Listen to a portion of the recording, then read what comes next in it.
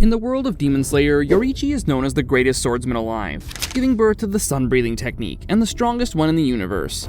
On the other hand, Michikatsu, his brother, later known as Kokushibo, is known as one of the most evil demons in existence, creating the moon-breathing technique. Let's imagine a world where the two of them are reborn, with all of their memories still intact. They remember all the hardships they faced, all the tragedies that struck them, and most importantly, they remember what the future has in store for them.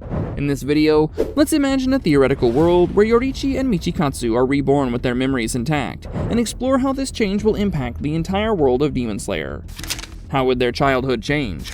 Would Michikatsu still become Kokushibo? Could they have killed Muzan centuries earlier? And would the entire story of Tanjiro change completely? Let's dive into it. Let's start at the beginning, when the twin brothers are born in the Tsugikuni clan during the Sengoku era. At that time in Japan, twins were considered a terrible omen. Moreover, Yoriichi was born with a strange flame-shaped birthmark on his forehead, the mark of the Demon Slayer. Their father decides to kill Yoriichi immediately, but their mother, Akeno, stops him. She decides to send Yoriichi off to a distant temple, where until he turns 10, he spends his life locked up, isolated in a room. Meanwhile, Michikatsu is the star child, receiving all the attention. However, in our alternate timeline, Michikatsu remembers becoming Kokushibo, abandoning his family, killing demon slayers for centuries, and eventually being killed by his own descendants. The moment his eyes land on baby Yoriichi, he realizes that this child will become the greatest warrior in human history. However, instead of feeling jealousy, he feels a bone-chilling fear. In the original timeline, Yoriichi never understood Michikatsu's jealousy, but now with his memories intact, he has the perspective of an adult and can clearly see what events led to this envy and eventual transformation into Kokushibo. This time around, Yoriichi actively tries to prevent it from happening. Instead of silently admiring his brother from a distance, he tries to actively communicate and guide him from childhood. This gentle guidance alone can totally erase Kokushibo from history, which will change the entire story of the world. During their childhood, another important character is the swordmaster who trains Michikatsu every day, while Yoriichi watches from afar. One day, the trainer challenges him to a duel, and despite not having trained a day in his life, Yoriichi defeats the swordmaster with ease. This singular event is what plants the seed of jealousy in Michikatsu. Knowing how this duel will trigger his jealousy, Michikatsu might never allow it to happen in the first place. He might refuse to let Yoriichi demonstrate his true skills. By doing this, he's actually trying to protect himself and his fragile ego, preventing the jealousy that would otherwise destroy him. Another important character is their abusive father, who favors Michikatsu and hates Yoriichi's guts. However, instead of staying behind and tolerating their father's torture, the brothers know that the impending threat of demons is way more important than their family affairs. So instead of staying behind, the brothers run away as children. Their mother Akeno eventually dies from terminal illness, and in the original timeline, she gives Yoriichi the infamous Hanafuda earrings during her final moments, and Yoriichi leaves after she dies, while Michikatsu stays behind. However, in the alternate timeline, the brothers leave together at a much earlier age. If Michikatsu accompanies Yoriichi, he will never become a samurai, and he'll train together with Yoriichi to become a demon slayer instead. This singular event will drastically change the course of history, since this means that Kokushibo will cease to exist. Many years later, Yoriichi meets a girl named Uta and falls in love with her. After she gets pregnant, Yoriichi leaves the house in search of a midwife. However, tragedy strikes when a demon ambushes Uta and kills her in cold blood. In our theoretical world, Yoriichi would never leave his wife alone, and would instead wait patiently to slay the demon instantly. In this alternate timeline, he gets to experience fatherhood and can prevent another tragedy from happening. Since both brothers are training in this timeline, Michikatsu would be right by Yoriichi's side when he invents the sun-breathing technique. Originally, Michikatsu could not use this technique, which is why he had invented the moon-breathing technique in the first place.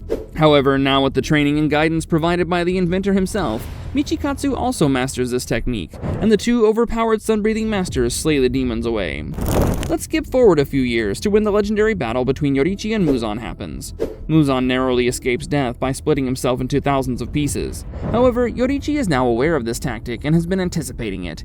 He might use a number of strategies this time to ensure Muzan cannot escape. For example, he might have multiple trained swordsmen ready to intercept the pieces.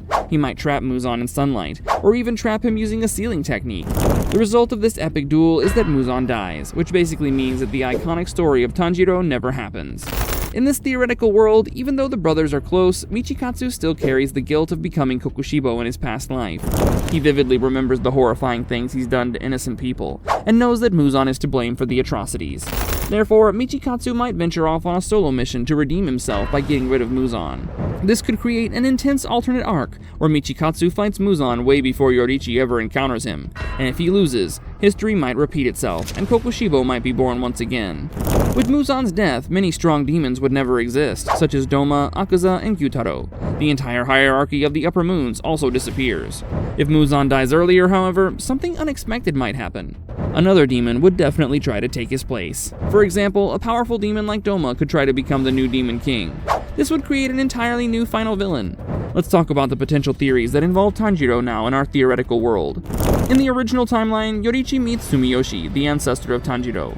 He shows him the movements of sun breathing, and these movements later become the Hinokami Kagura, passed down in the Kamado family line, and centuries later, Tanjiro inherits them. However, if Yoriichi defeats Muzan early, Tanjiro's family is never massacred, Nezuko never becomes a demon, and Tanjiro is never forced to embark on his epic adventure that we follow in the original story. Instead, he lives a peaceful life with his family and sister, growing up to become a charcoal seller, never knowing the tragedies he faces in the original timeline. Moreover, Yoriichi lives for much longer in this alternate reality. Since he survives longer, he searches for someone who can directly inherit the sun-breathing technique. The moment he sees Tanjiro, something clicks in him, and he knows that this random boy in the village has potential for greatness. Imagine Tanjiro learning swordsmanship from the greatest swordsman in history.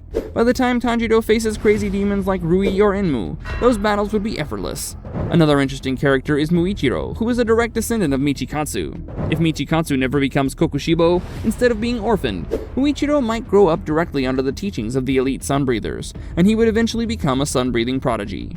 Now imagine the craziest scenario. Originally, Yoriichi and Michikatsu spent their lives being each other's rivals, always competing, one driven by jealousy, and the other by blind ambition.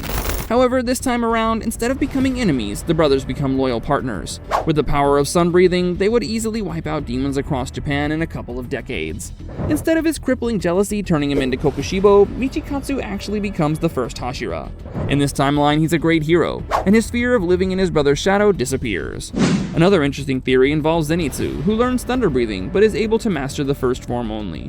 Now we know that Michikatsu spent centuries mastering sword techniques as Kokushibo, so it's safe to assume he would have insane combat knowledge. This would make him the perfect mentor for Zenitsu, and by training under his expertise, Zenitsu could even become the fastest swordsman in history.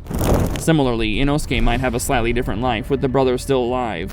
Since Yoriichi and Michikatsu are actively hunting demons across Japan, they might stumble upon a wild Inosuke in some far-off mountain. Instead of being a self-taught fighter, Inosuke would then receive formal training, and his beast breathing could evolve into something far more refined. In the original timeline, the Demon Slayer mark reappears after Tanjiro awakens it during battle. But if Yoriichi and Michikatsu exist as his mentors, they might rediscover the conditions needed to activate the mark centuries later. This means entire generations of Demon Slayers could wield the mark, and demons would stand almost no chance. Finally, let's imagine a crazy scenario where Muzan somehow still survives the encounter with Yoriichi and Michikatsu. He manages to escape, and evolves in a different way than the last time.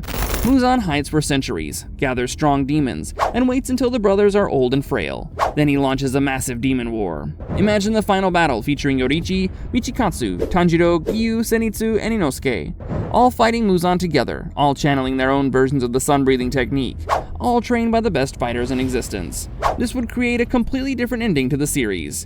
When we step back and look at all these crazy theories, you start to realize how fragile the world of Demon Slayer really is. So much of the story happens as a direct result of tragic events. A brother's jealousy, a demon king escaping death, and a family in the wrong place at the wrong time.